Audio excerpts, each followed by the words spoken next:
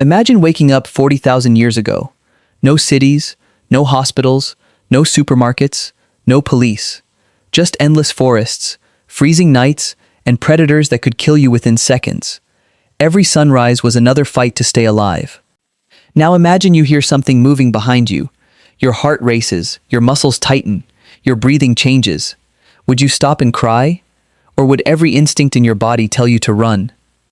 Most people assume ancient humans were emotionally tougher than we are today, that they rarely cried, that survival left no room for emotion. But is that actually true? The answer is far more complicated and far more surprising than you might think. Scientists have no way of knowing exactly how often our ancient ancestors cried. Tears don't fossilize. Emotions leave no bones behind. But one thing is clear. Our ancestors were not emotionless. Their brains were fundamentally human, just like ours. They loved, they feared, they laughed, they grieved, and yes, they almost certainly cried. But there was one enormous difference. Their world never stopped testing them. Every day, food had to be found. Every night, danger could be waiting just beyond the fire. There were no guarantees. One failed hunt could mean hunger. One infected cut could become fatal. One mistake could cost a life. Life wasn't stressful once in a while. Stress was part of survival. And when survival becomes your daily reality, your brain responds differently. In fact, we can still see this response today. Imagine your house catches fire. Do most people immediately sit down and cry? No. They move. They rescue their family, they call for help, they escape.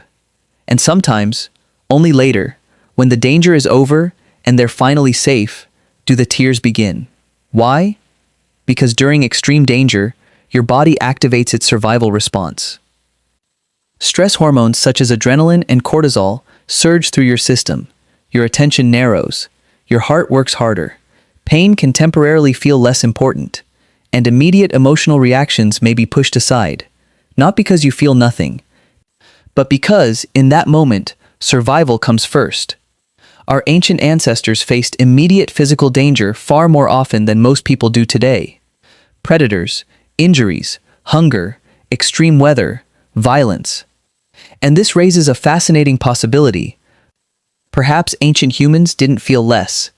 Perhaps they simply had to survive first and process the emotion later. And that may be the real reason why tears sometimes had to wait. But there was another reason crying could be dangerous. Human tears don't just express emotion. Crying can temporarily change the way your body responds. Your vision may become blurry, your breathing can become irregular, and sometimes you make sounds without even realizing it. Now imagine you're hiding from a predator. A hungry lion, a pack of wolves, or perhaps another group of humans. In moments like those, every sound mattered, every movement mattered. Staying quiet and staying focused could mean the difference between life and death. That doesn't mean our ancestors never cried. It means that during immediate danger, their emotions may have had to wait. And surprisingly, we still see something similar today. Soldiers can remain intensely focused during battle. Firefighters can rush into burning buildings while keeping their emotions under control. Rescue workers can save lives under enormous pressure. But later, when the danger has passed, when the noise is gone, and everything is finally over, the emotions may arrive. And sometimes, so do the tears. Not because they suddenly became emotional. The emotion may have been there all along. But only now does the body finally have a chance to process what happened. Psychologists often describe this as a delayed emotional response. Under extreme stress, the mind can temporarily prioritize immediate action over emotional processing. Our ancient ancestors may have experienced something similar. They weren't fearless. They weren't heartless. They were human, trying to survive in a dangerous world. And despite the harshness of their lives, there is evidence that ancient humans deeply cared for one another. Archaeologists have uncovered graves dating back tens of thousands of years. Some contain tools, ornaments, and objects deliberately placed beside the dead. Whatever these objects meant to them, one thing seems clear. The dead were not always simply abandoned. They were remembered. They were treated with care. And perhaps they were mourned. But there is something even more remarkable. Scientists have discovered ancient skeletons showing severe injuries and serious physical disabilities that healed long before death. Some of these individuals may have struggled to hunt, some may have had difficulty walking, yet they survived for years. How? Perhaps because someone helped them. Someone may have shared food, protected them, and cared for them when they could not fully care for themselves. That tells us something powerful. Compassion isn't modern. Kindness isn't modern. Love isn't modern.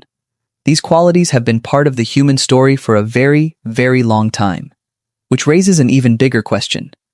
If ancient humans felt love, loss, fear, and grief just as deeply as we do, then when did they finally allow themselves to cry?